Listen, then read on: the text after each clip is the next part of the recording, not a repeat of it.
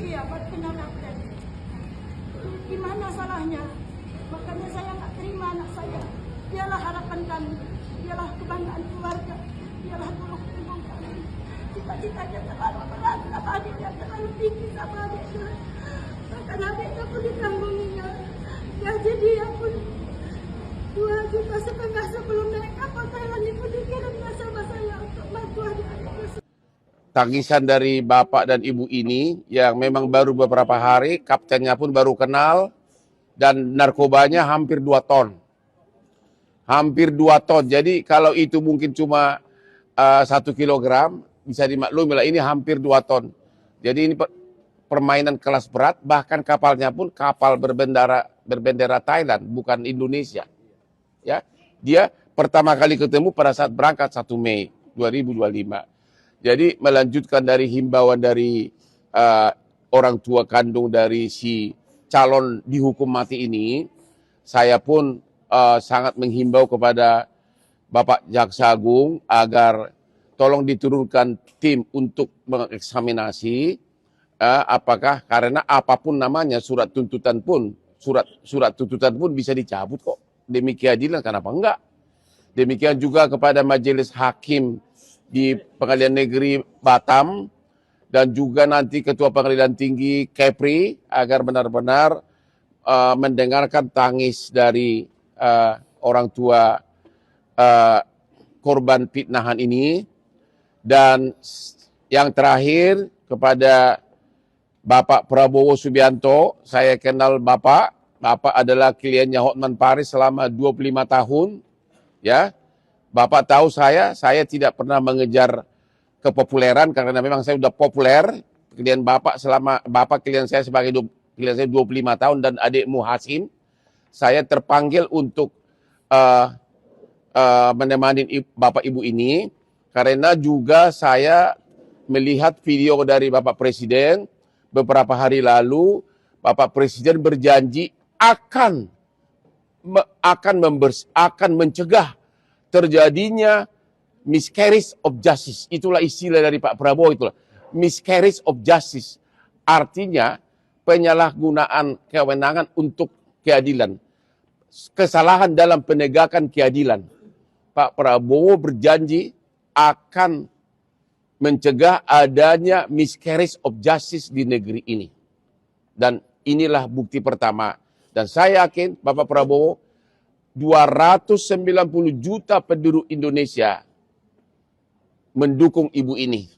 290 juta penduduk Indonesia kemungkinan besar, saya yakin, ikut menghimbau kepada Bapak Prabowo agar mempergunakan kewenangannya untuk mencegah anak ibu ini masuk ke tiang gantungan.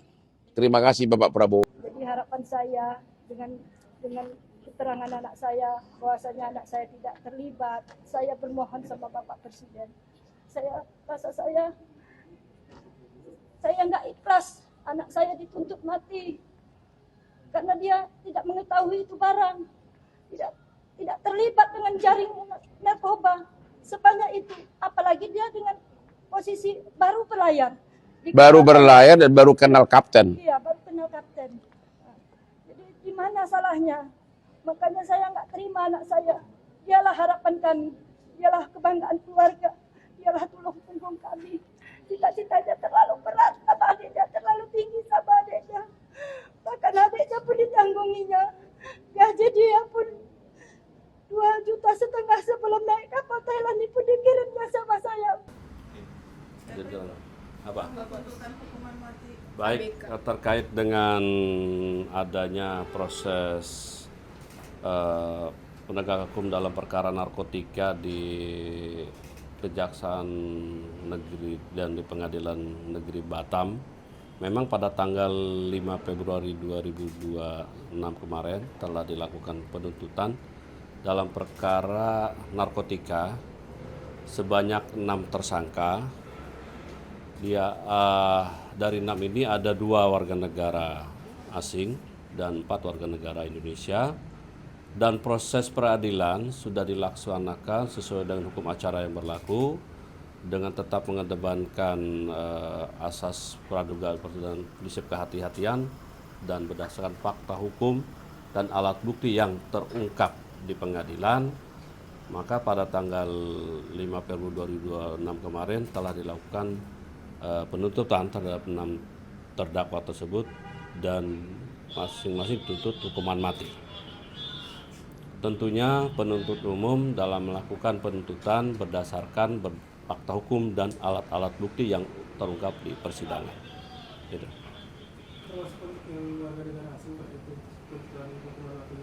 Ya, termasuk warga negara asing, 2 warga negara asing, inisial WP dan TL. Oh, kalau disangkakan pasalnya itu bukannya maksimalnya 20 tahun ya, terus kemudian kan yang ABK yang dari Medan itu kan katanya dia 3 hari doang baru bekerja, itu nggak jadi pertimbangan JPU Pak? Yang jelas pertama ini merupakan dari sindikat internasional karena melibatkan dan terhadap tadi yang disebut ABK ini kan memang yang jadi ABK ini ada salah satu yang dituntut itu adalah baru bekerja ya dia ditawarkan oleh pekerjaan oleh pamannya sendiri, masih ada hubungan paman di kapten kapalnya kalau tidak salah.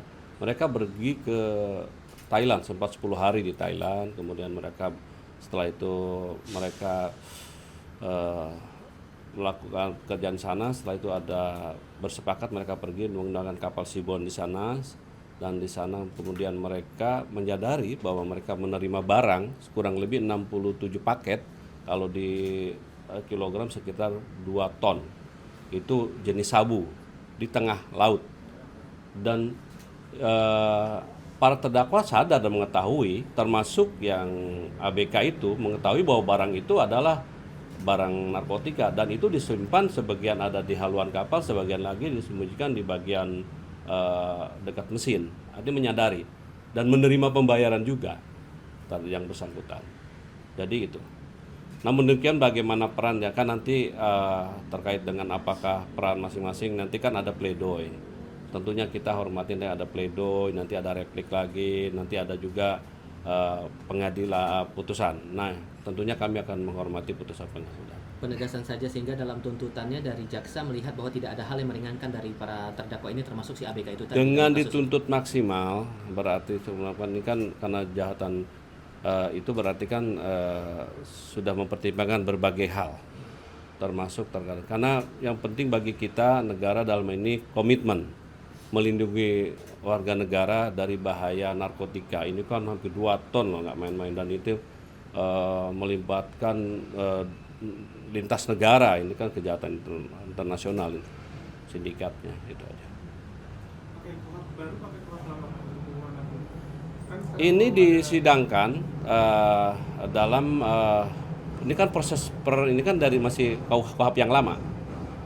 KUHP-nya hukum acaranya ya, tapi undang-undang narkotika tersendiri gitu ya. Itu. Kalau dari itu pengambilan segala itu berasal dari Thailand, Asia Tenggara. Tapi blok mananya apa sedikit emas yang mana saya tidak terlalu ini. Yang jelas berasal dari Thailand. Tapi kalau dia tidak punya wewenang untuk melawan dan lain-lain, itu apakah akan jadi pertimbangan dari JPU juga Pak? Ya nanti yang jelas kan nanti ada pledoi dari pihak pembelaan, dari pihak tersangka, silakan saja. Yang penting bagi kami fakta yang terungkap, penuntut umum berdasarkan fakta. Karena dia juga sadar, dia bisa menolak kok sebetulnya. Kan dia orang dewasa juga bisa menolak bahwa itu perbuatan apa, ibaratnya barang itu barang haram dan dilarang kan. Bisa menolak kok. Berarti bukan dari masa waktu dia bekerja ya Pak? Bekerjanya ya dia waktu dia sadar kok bahwa dia mengetahui kok barang itu. Dan jenis informasi yang fakta terungkap menurut penuntut umum, fakta terungkap bahwa dia mengetahui bahwa orang itu sabu jenisnya, mengetahui kok dia. Terkait bekerja bahwa itu 3 hari, enggak 3 hari juga. Dari 13 Mei ketangkap 21 Mei kalau nggak salah. Iya ketangkap 21 Mei. Mereka berangkat sekitar 14 Mei. Berangkat, menerima pembayaran 14 Mei, terus cukup lama juga. Tapi dari pengakuan si ABK ini memang ditawarin keamanan untuk menjadi ABK mengangkut barang itu apa gimana pengakuan? Iya ditawarin. Kalau terungkap ditawarin untuk bekerja, ya, bekerja di kapal. Tapi ketika di dalam dia mengetahui ada bahwa itu mengangkut barang itu. Dan dia mengetahui bahwa kapal itu tidak mengangkut minyak, tapi mengangkut yang lain. Sehingga konteks dia mendapatkan keuntungan itu, keuntungan dari dia ikut terlibat dalam penjualan itu bukan sebatas pada dia bagian dari anak buah kapal yang dia bekerja itu tadi di awal ya Pak. Yang jelas yang bersangkutan berdasarkan fakta sidang sudah terungkap bahwa menurut penuntut bahwa itu dia bekerja di perusahaan dan dia menerima pembayaran dan dia mengangkut termasuk barang dan menerima dan mengetahui bahwa barang itu barang haram, barang narkotika. Berarti nggak ada unsur pemaksaan, jaksa nggak menemukan unsur pemaksaan di dalam Tidak, kasus itu? tidak ada. Dilakukan dengan penuh kesadaran. Namun demikian nantinya silakan kepada kan baik terdakwa maupun penasihat hukumnya mempunyai hak untuk membela, ada pledoi. Nanti tanggal 23 Februari kita dengarkan dan nanti juga kita jaksa masih ada kesempatan replik. Nanti juga ada putusan dan pertimbangan sepenuhnya ada pada majelis hakim. Yang jelas penuntut umum baik di proses penyidikan maupun sampai terakhir tetap melakukan proses hukum ini sesuai dengan prinsip kehati-hatian dan mengedepankan asas praduga tak bersalah dan juga tetap menjunjung hak asasi manusia. Itu? Nanti aja. Nanti dulu, oke? Selesai? Baik. Terima kasih ya. Terima kasih Pak.